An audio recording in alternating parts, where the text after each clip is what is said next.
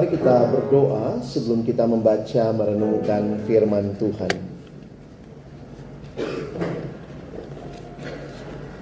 Bapa di dalam surga, kami datang dalam ucapan syukur pagi hari ini. Terima kasih karena Tuhan baik dan Tuhan menyatakan kebaikan-Mu di dalam hidup kami. Kembali kami bersekutu memuji memuliakan nama-Mu, dan tiba waktunya bagi kami untuk membuka firman-Mu ya Tuhan. Kami mohon waktu kami membuka firman-Mu, bukalah juga hati kami. Jadikanlah hati kami seperti tanah yang baik, supaya ketika benih firman-Mu ditaburkan boleh sungguh-sungguh berakar, bertumbuh, dan juga berbuah nyata di dalam hidup kami. Berkati hamba-Mu yang menyampaikan, semua kami yang mendengar, Tuhan tolong agar pada akhirnya kami bukan jadi pendengar-pendengar firman yang setia saja, tapi mampukan dengan kuasa dan pertolongan dari Roh-Mu yang kudus, kami dimampukan menjadi pelaku-pelaku firman-Mu di dalam hidup kami, di dalam keseharian kami. Bersabdalah ya Tuhan, kami umat-Mu sedia mendengarnya. Dalam nama Tuhan kami Yesus Kristus, Sang Firman yang hidup, kami menyerahkan pemberitaan firman-Mu. Amin. Shalom. Shalom. Selamat pagi Bapak Ibu Guru dan juga adik-adik yang saya kasihi dalam Tuhan Yesus Kristus. Bersyukur untuk kesempatan ibadah yang Tuhan berikan.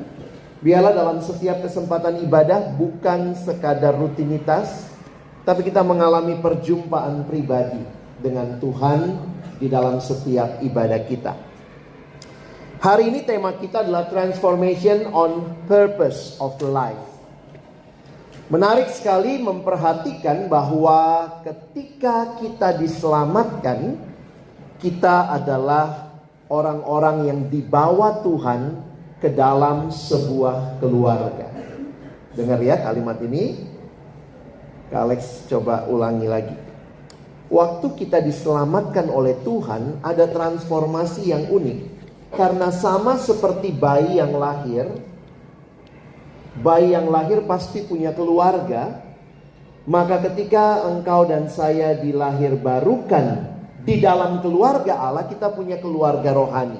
Ya, kita dilahir barukan ke dalam sebuah keluarga Allah. Ini transformasi yang penting yang harus kita pahami. Kita tidak hidup sendirian, teman-teman. Dan siapa yang punya ide untuk membuat manusia itu membutuhkan sesama, itu idenya Tuhan sendiri. Perhatikan di dalam Kejadian pasal 2 ayat 18. Tuhan Allah yang berfirman, tidak baik kalau manusia itu seorang diri saja. Aku akan menjadikan seorang penolong, menjadikan penolong baginya yang sepadan dengan dia. Jadi ayat ini setelah Kejadian 1, penciptaan dikatakan baik, sungguh amat baik. Maka Kejadian 2, pertama kali di Alkitab kita muncul kata tidak baik itu di mana? Di Kejadian 2:18. Siapa yang mengatakan tidak baik? Allah sendiri. Apa yang tidak baik? Kalau manusia seorang diri. Berarti Allah kita, Allah yang memang merancangkan kita hidup di dalam komunitas. Ini rancangannya Tuhan buat kita. Karena itu yang namanya manusia makhluk sosial itu bukan melulu teori sosiologi, tapi itu desain Allah sendiri. Allah menghendaki manusia untuk saling mengasihi. Saya kutip kalimat seorang teolog bernama John Stott. Dia katakan, sebagaimana ikan dibuat untuk air, maka umat manusia dibuat untuk kasih, untuk mengasihi Allah dan mengasihi sesama. Jadi transformasi penting dalam hidup. Kita bukan hanya hidup sendiri. Yang membuat kita individualistis itu dosa. Merasa diri sayalah segala-galanya. Karena itu setelah kita diselamatkan dari dosa, Tuhan bawa kita kembali dalam keluarga Allah. Menarik ya memperhatikan salib. Salib punya dua dimensi. Dimensi vertikal relasi dengan Tuhan, dimensi horizontal relasi dengan sesama.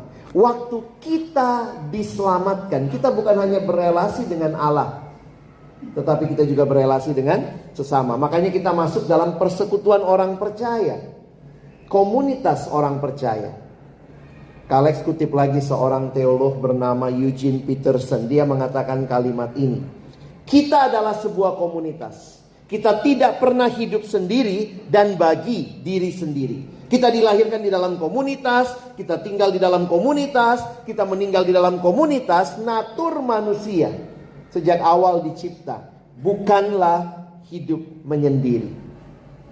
Karena itu pagi hari ini saya ingin mengajak kita lihat doanya Rasul Paulus, ucapan syukur dan doa Paulus untuk jemaat di Filipi. Perhatikan baik-baik nanti waktu kita baca ucapan syukurnya maupun doanya, bukan sekadar untuk dirinya, tetapi untuk jemaat. Nah, kita lihat sama-sama ya. Kak Alex ajak kita baca. Saya baca ayat 3, teman-teman, Bapak Ibu Guru baca ayat 4. Mau lihat di Alkitab boleh, saya juga sudah taruh di depan ya. Oke, mari kita membaca bergantian, tidak usah kejar-kejaran, kita baca untuk mengerti ya. Yuk kita mulai. Aku mengucap syukur kepada Allahku setiap kali aku mengingat kamu.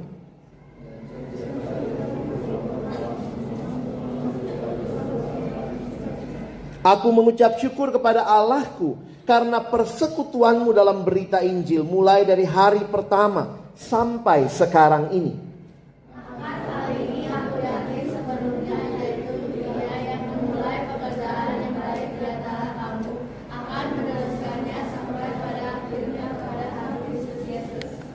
Memang sudahlah sepatutnya aku berpikir demikian akan kamu semua, sebab kamu ada di dalam hatiku. Oleh karena kamu semua turut mendapat bagian dalam kasih karunia yang diberikan kepadaku, baik pada waktu aku dipenjarakan maupun pada waktu aku membela dan meneguhkan berita Injil. Sebab Allah adalah saksiku, betapa aku dengan kasih mesra Kristus Yesus merindukan kamu sekalian. Dan inilah doaku, tadi ucapan syukurnya ya. Inilah doaku. Semoga kasihmu makin melimpah dalam pengetahuan yang benar dan dalam segala macam pengertian, sehingga kamu dapat memilih apa yang baik, supaya kamu suci dan tak tercacat di dalam hari Kristus, penuh dengan buah kebenaran yang dikerjakan oleh Yesus Kristus untuk memuliakan dan memuji Allah. Teman-teman, Bapak Ibu Guru yang saya kasihi dalam Tuhan Yesus Kristus, apa yang kita baca ini dua hal yang umum di suratnya Paulus.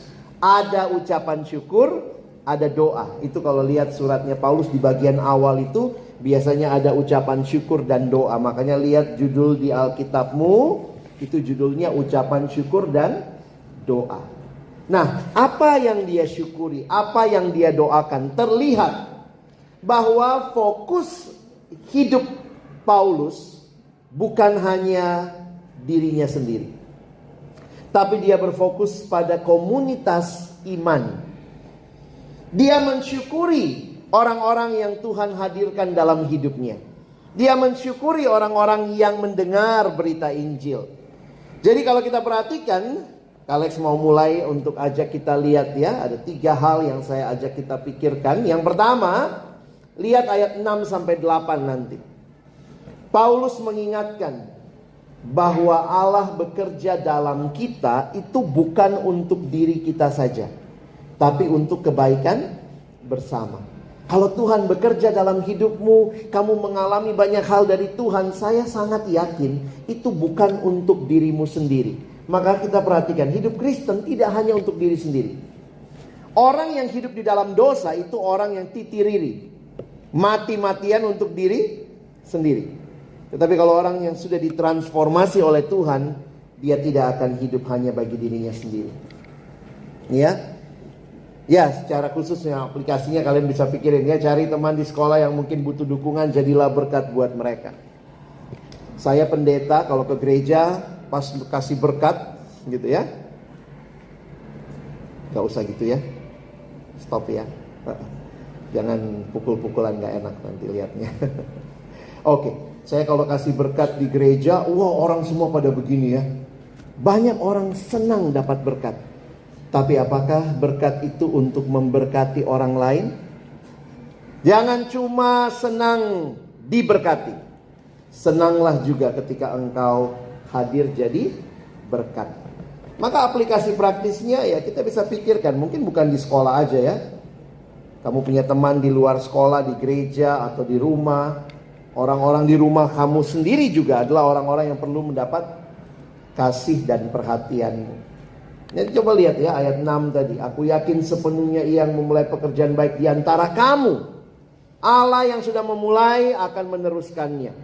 Dan Paulus ingatkan lagi ya, memang sudah sepatutnya aku berpikir demikian. Lihat ya, hidup Paulus, doanya, ucapan syukurnya terkait dengan kehadiran orang-orang lain di hidupnya.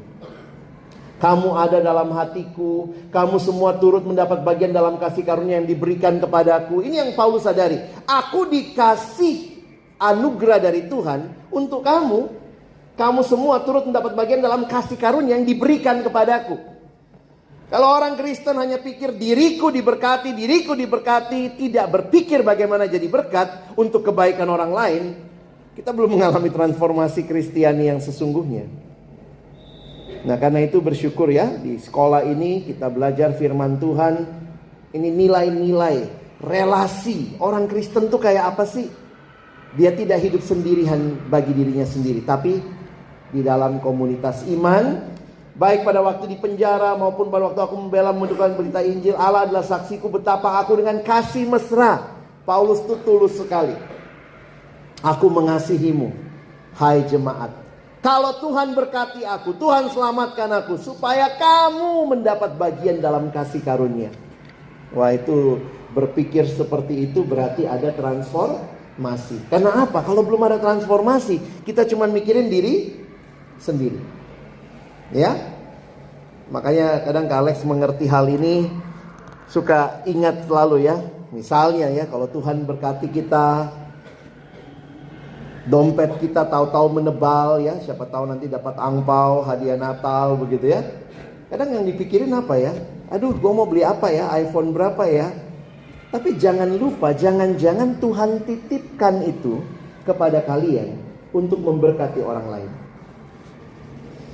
Makanya begitu kantong kita tebal sedikit, maka ingatlah juga, jangan-jangan ada orang yang lain di sekitar kita yang sedang membutuhkan bantuan, ya. Nah, mari kita lihat yang berikutnya.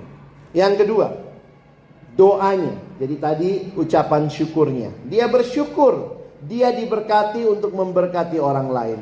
Doanya Paulus juga ternyata terkait. Dia berdoa agar kasih jemaat makin bertumbuh. Tidak hanya secara pribadi tapi juga bersama-sama. Nah ini doanya ya. Kasih jemaat makin bertumbuh. Jadi apakah kita hanya berdoa untuk diri kita, Tuhan tolong aku semakin mengasihi? Tidak begitu saja. Kita pun berdoa bagi orang lain. Tuhan biarlah kasih semua kami makin bertumbuh. Memang ini bicara kepedulian ya. Peduli pada mereka yang sedang bergumul. Jadi Alex ingat ya, kita kan nyanyi kadang ya, Allah mengerti, Allah peduli segala persoalan yang kita hadapi. Dari mana kamu yakin Allah peduli?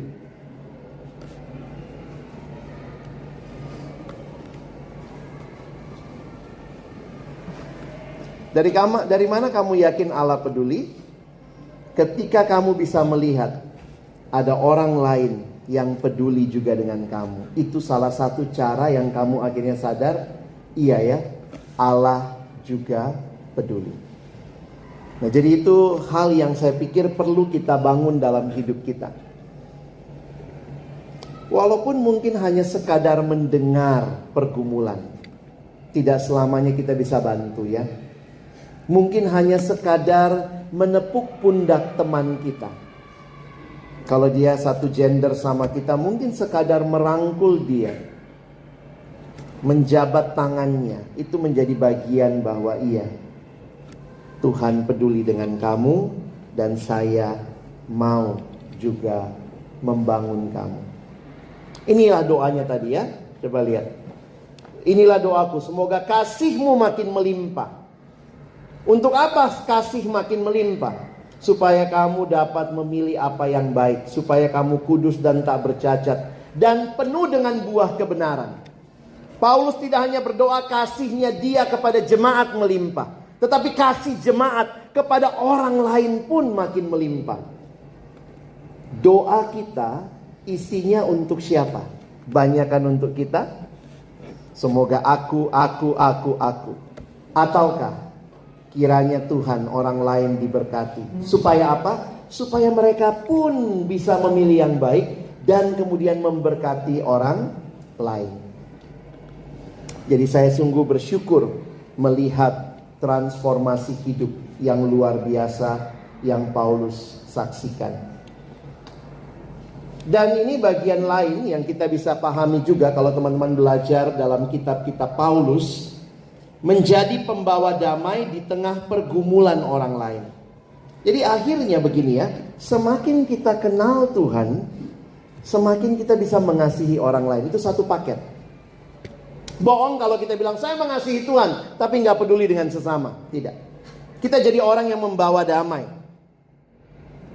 Jadilah pembawa damai bagi teman-teman yang kesulitan, yang sedih. Doakan dan dukung mereka. Jadi teman-teman yang dikasihi Tuhan, saya coba simpulkan firman Tuhan pagi ini. Transformation on purpose of life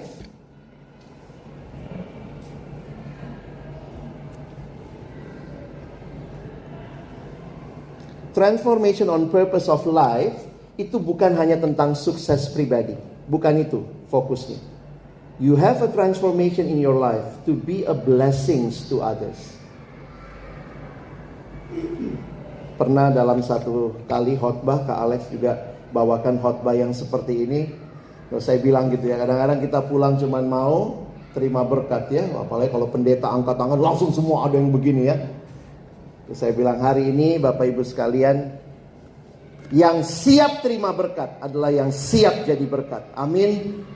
Jadi waktu itu saya bilang sebelum khotbah, sebelum saya kasih berkat, bagi saudara yang siap pulang menjadi berkat, silahkan terima berkat, kira-kira begitu ya.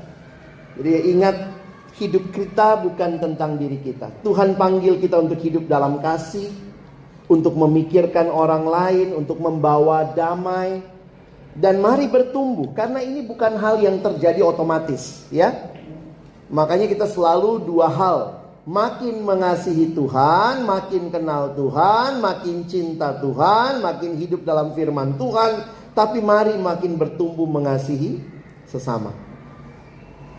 Coba lihat hidupmu, makin mengasihi keluargamu kah? Oh, keluarga saya gak sempurna. Gak ada memang keluarga yang sempurna. Ada keluarga yang sempurna? Gak ada. Demikian juga gereja sebagai keluarga Allah, gak ada juga yang sempurna-sempurna amat begitu ya. Sehingga itu jadi bagian yang penting untuk kita sama-sama pikirkan. Bukan mencari kesempurnaan, tetapi kita bertumbuh bersama dan jadi saksi Tuhan. Jadi teman-teman yang dikasihi Tuhan, waktu saya belajar tentang gereja, saya belajar tentang persekutuan. Apa sih kata kuncinya dalam persekutuan atau gereja? Kata kuncinya yang utama adalah one another. Coba lihat di Alkitab banyak sekali one another. Bagaimana kita menerima satu dengan yang lain, peduli satu dengan yang lain, saling mengampuni. Tuhan sudah tahu kamu akan hidup dalam sebuah komunitas yang tidak sempurna. Maka kita butuh saling mengampuni.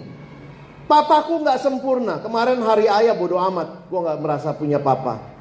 Tapi ada papamu di rumah, dia tidak sempurna. Belajar mengasihi dan mengampuni. Tidak mudah. Tapi kalau Tuhan berikan transformasi, kamu dimampukan. Kurang banyak ayatnya. Nih, Kak Alex tambahin. Alkitab banyak sekali bicara one anothering. Kenapa? We are not living alone. Coba evaluasi gerejamu. Gerejamu seperti ini kan?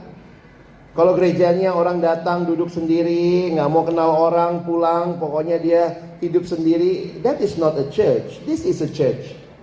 Terjadi one anothering. Kenapa? Karena transformasi bukan cuma vertikal, tapi juga horizontal.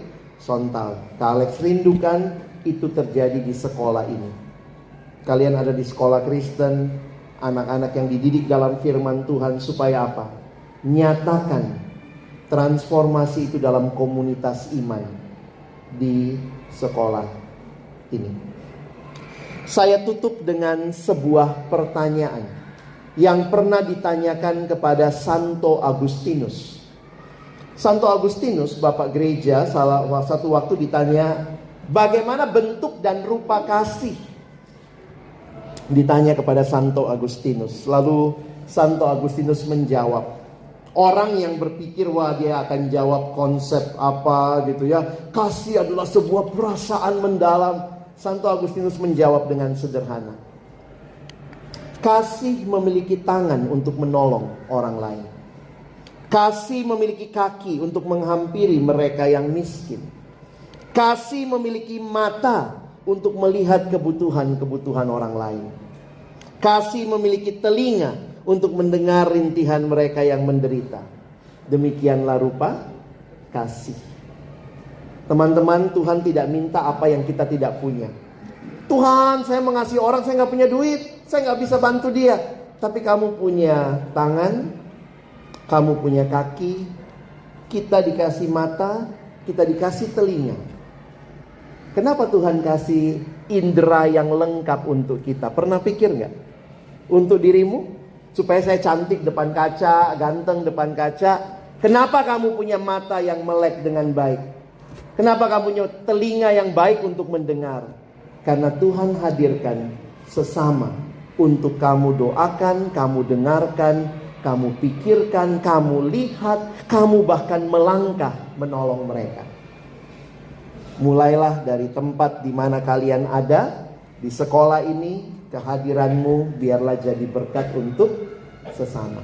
Ya, amin. Mari kita berdoa.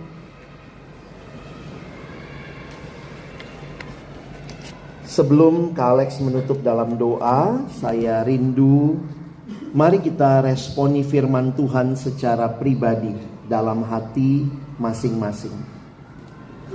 Adakah orang-orang yang kau rindu untuk kasihi, kau rindu untuk boleh menolong, menjadi sahabat, menjadi teman?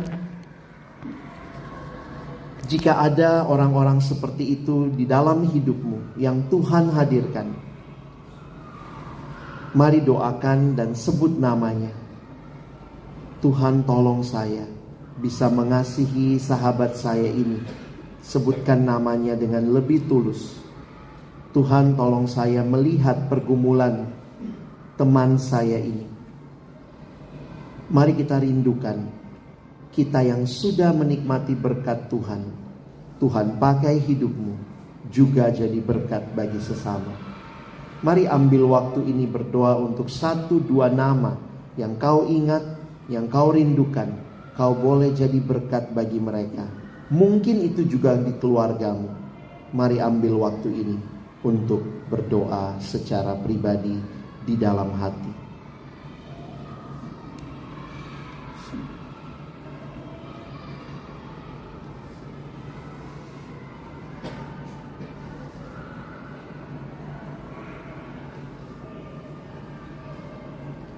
Tuhan, terima kasih banyak buat kebenaran firman-Mu yang kembali mengarahkan hidup kami. Kami orang-orang yang sudah diberkati, kami orang-orang yang sudah mengalami pengenalan akan Tuhan, mengalami transformasi hidup dari Tuhan. Maka tujuan kami bukan melulu tentang diri kami, tetapi Tuhan menolong kami juga untuk boleh hidup bagi Allah dan bagi sesama. Sekali lagi terima kasih banyak untuk firman-Mu. Tolong kami bukan hanya banyak dengar firman, tetapi kami boleh mengaplikasikannya menjadi orang-orang yang mengasihi sesama kami di tempat di mana Tuhan hadirkan kami. Sekali lagi kami bersyukur, berterima kasih. Di dalam nama Tuhan Yesus Kristus kami berdoa dan bersyukur. Amin.